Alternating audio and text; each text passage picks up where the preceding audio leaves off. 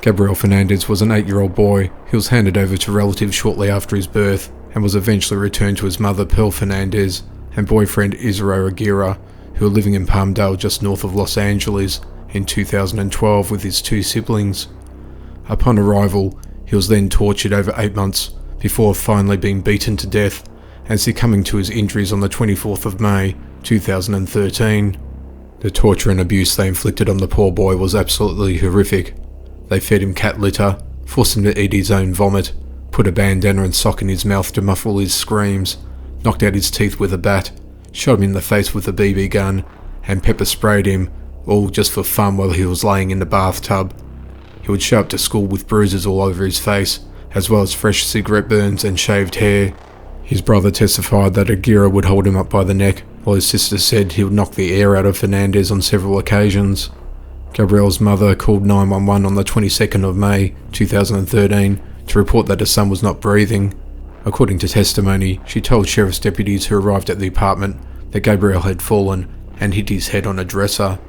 When paramedics arrived, they found Gabriel naked in a bedroom, not breathing, with a cracked skull, 3 broken ribs, and BB pellets embedded in his lung and groin. He died 2 days later. Fernandez and Aguirre deliberately tortured the boy to death, hiding their tracks with forged doctor notes, and lied to the authorities. For 8 straight months, he was abused, beaten, and tortured. He had shown up to school where the teacher Jennifer Garcia reported to the authorities the number of occasions he had shown up with bloody lip, black eyes, and bruises on his face. A social worker who followed up on the complaint about his injured lip said it was a blister. Several agencies investigated allegations of abuse before Gabriel's death without removing the boy from the home.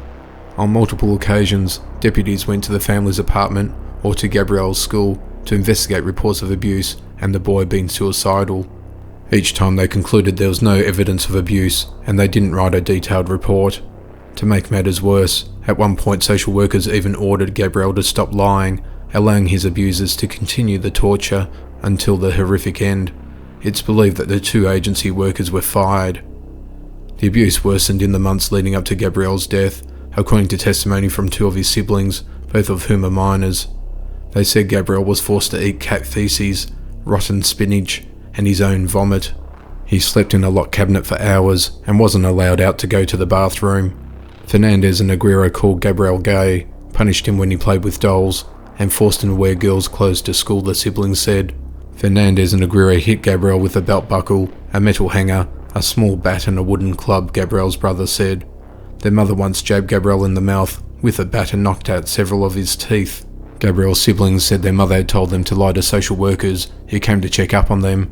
His brother said he did it because I thought she was going to do the same things to me. A week before his death, school officials asked a deputy to investigate many of his absences and what they suspected was child abuse. The deputy said he was given the wrong address and that when he eventually reached Gabriel's mother by phone, she told him her son had moved to Texas with his grandmother. On the day of the fatal beating, Fernandez began hitting Gabriel because he didn't want to pick up his toys, his older brother testified. She dragged him into a bedroom where Aguirre joined her and the siblings heard screaming and banging, he said, and that's when it all stopped. It just went quiet. The apartment was covered in splattered blood, including the sink. He was taken to hospital after his mother called 911, and 2 days later, he was declared brain dead. Gabriel died from blunt force trauma and child neglect. Fernandez was sentenced to life in prison, while Aguirre is on death row.